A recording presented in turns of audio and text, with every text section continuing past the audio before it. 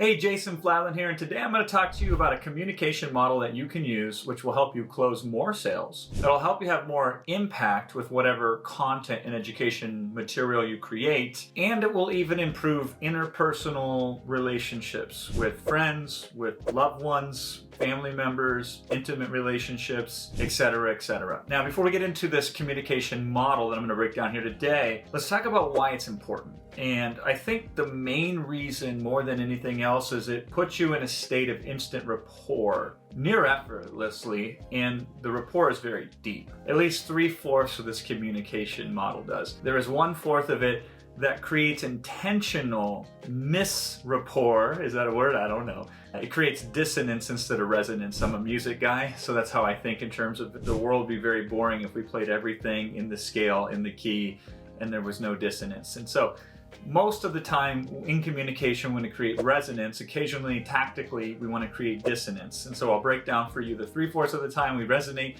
the 1/4 when we intentionally create dissonance to create further understanding, deeper connection, so on and so forth. This also unlocks empathy. I think empathy is a secret weapon. My friend Chris Voss, best-selling author maybe of all time of the book Never Split the Difference, which is an unbelievable masterpiece in its own right. I went to his premiere of his documentary, and it was called Tactical Empathy. He came up with that name. I love it. We can use empathy in a way that is wholesome and ethical, and it's perhaps the best way to really understand somebody else, and then as a result have them be open to hearing you, because now they feel understood. So now they're more receptive, maybe the most receptive they can be to any insight or any advice that you can give. And lastly, the reason this model works so well is it helps you break out of stuck patterns. I'm not sure if you ever heard of the concept of the shame spiral, but it is one of the most insidious patterns that really limit us and harm us as human beings. Is we feel bad about something, and then we feel bad about feeling bad about the thing, and now we feel really miserable, which makes us feel even worse, and pretty soon you just go into this shame spiral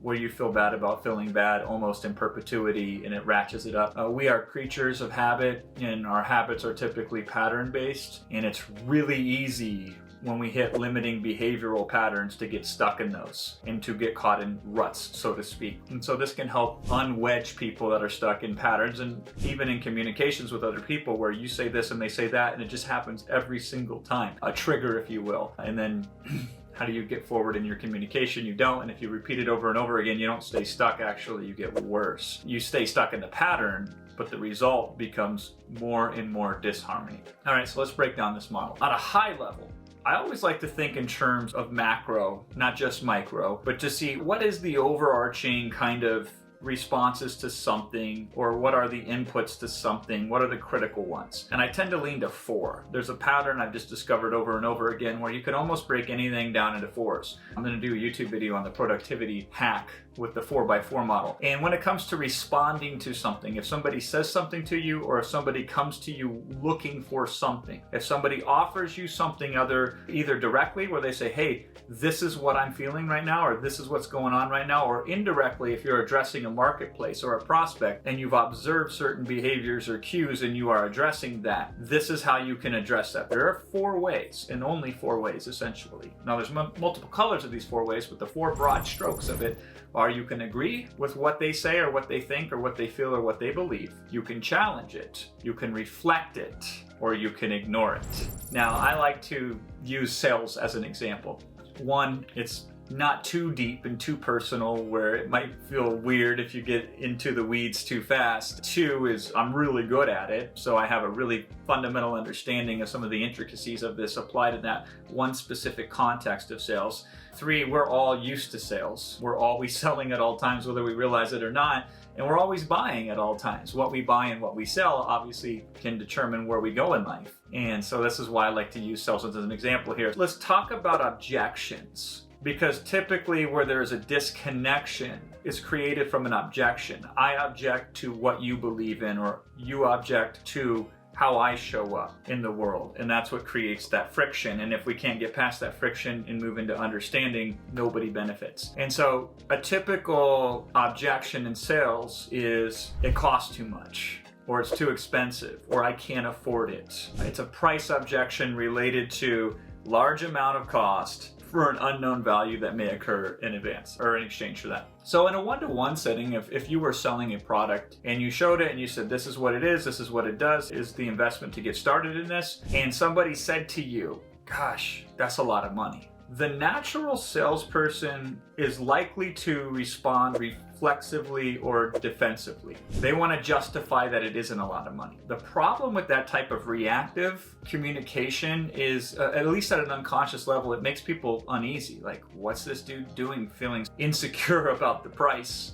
They don't hold a strong frame of confidence related to what they're charging. And that's a big issue.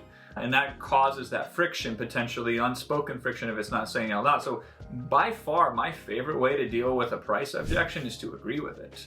I like to just agree with almost everything. That is my default, is to agree to it so I can better understand that person, at least agree to their point of view. I don't have to adopt it or adapt it to my own, but I can agree with it nonetheless. So if somebody says, yeah, it's expensive, I say, it is expensive, but is it worth paying the price for it? And I have closed more sales that way by simply just agreeing with that objection than I have trying to fight it, trying to counter it, trying to wrestle it away, and so on and so forth.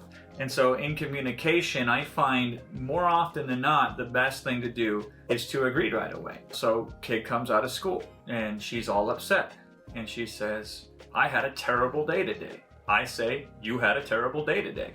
I agree with her. I don't question it. I don't challenge it. I don't suggest otherwise. I meet her where she is at. And then once she sees that and feels that, then she feels safe to give me further information. This is the best thing I ever did with my children is I bought a book called something along the lines, I think it's called How to Talk So Kids Will Listen and How to Listen So Kids Will Talk. One of those things, you reverse that, flip it around, and you figure it out. You can Google that. And again, with my friend Chris Voss, it's the same thing when he was dealing with terrorists. He would agree with what they were saying in terms of reflecting it back to them, active listening, if you will, where he'd say, you don't believe that I can, get you what you're asking for, something like that along those lines. And so agreement is the most powerful frame of communication that there is. Now, you can agree to what somebody is saying without necessarily agreeing with the conclusion of it. So if a child comes up to you and say, everybody hates me, you can say, everybody hates you. And you can agree with their assessment based on their context and their viewpoint in the life that they're living now, without necessarily thinking, well, I don't hate you. But that's the reflex, isn't it? That's what everybody wants to do, is they want to challenge, which is the second portion of the model of communication we're talking about here. You'd say, I don't hate you. And you know what happens in most communication when you do that? If somebody says, everybody hates me, and you say, I don't hate you, the tendency is to push back, right? So this is like every action has an equal and opposite reaction. I think that's new, and I'm a little rusty on my physics. Is if they offer this out to you and you push it back on them, they will push back on you, and that's where miscommunication happens. So it's extremely rare in communication where you directly should challenge something immediately. Now, there are times when challenging makes sense. So this is where we say intentionally we're going to create dissonance to perhaps get a further understanding. In a sales situation, if somebody says it costs too much, I might say it costs a lot, but does not buying cost even more? So you challenge it. Now think about how I just challenged it there. It wasn't a head-on challenge. Oftentimes I like to challenge it around the edges, softly, and again with as much empathy and consideration for the other individual as possible. Somebody says it costs too much. I said it might cost too much to the wrong person, but are you the wrong person? Or are you the right person? It's a disarming way to challenge. So if a child comes to you and says, everybody hates me, you can say, everybody hates you? And you question it while saying the same exact thing. You turn the statement into a question. And so again, rarely is the answer challenge. And when it is challenge, it's rarely a direct assault on the challenge. Unless you intentionally want to repel somebody and push them away and create a lot of stress and anxiety, which I don't think you do. Hopefully not.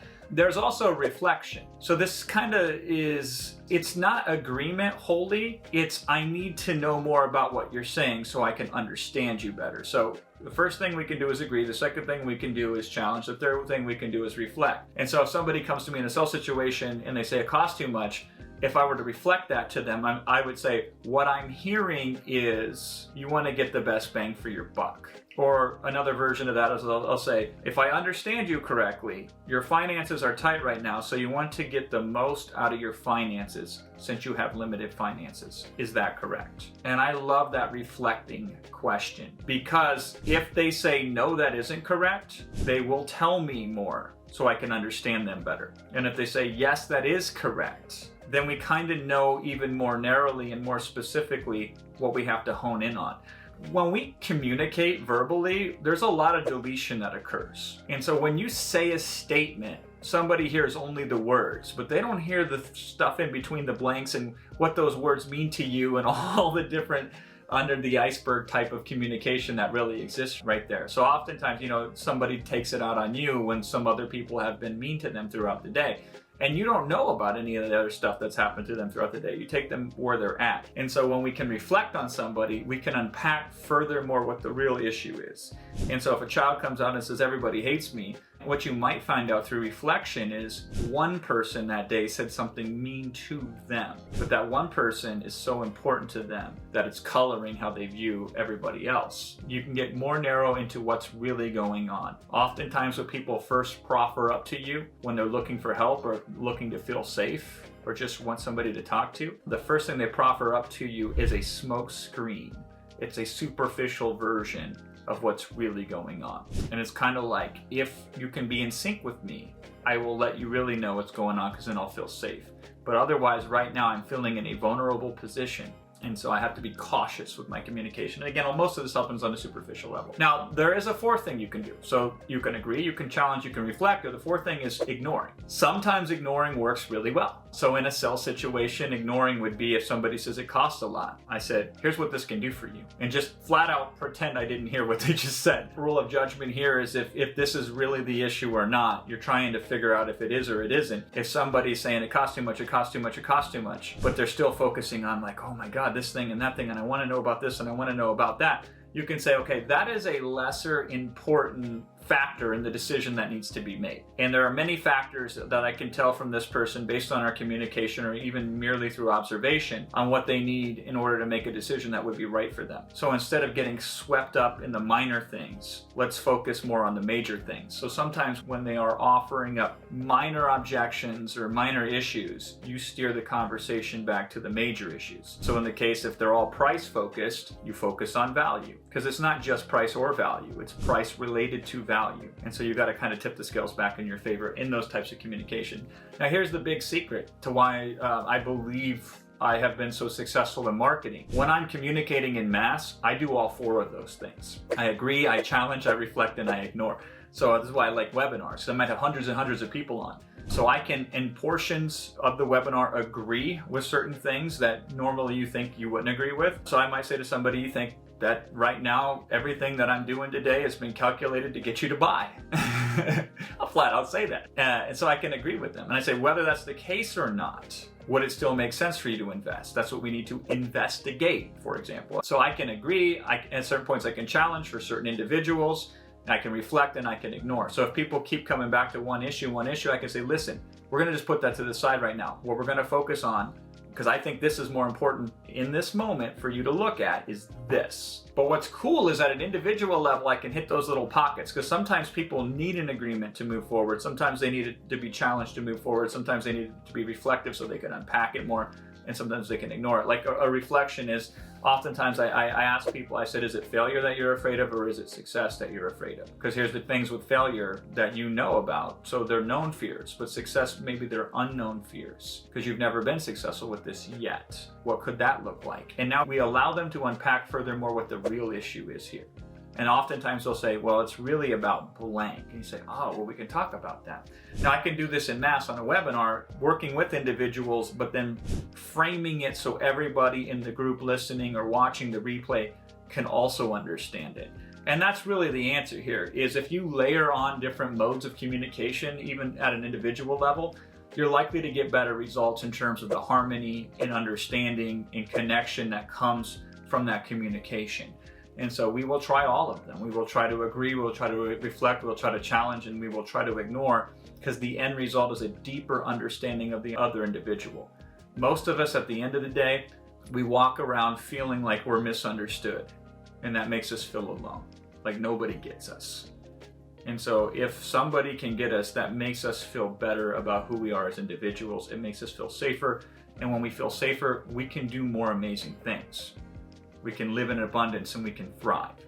And so the best thing we can do for everybody else is to learn how to better communicate. At the same time, other people will be more easily able to communicate with us if we demonstrate that we can communicate with them. So this will help you in business. This will help you when you're a coach or a trainer. This will just really help you with the people that you care about to seek better understanding. And from that, like we said, abundance becomes even more abundant.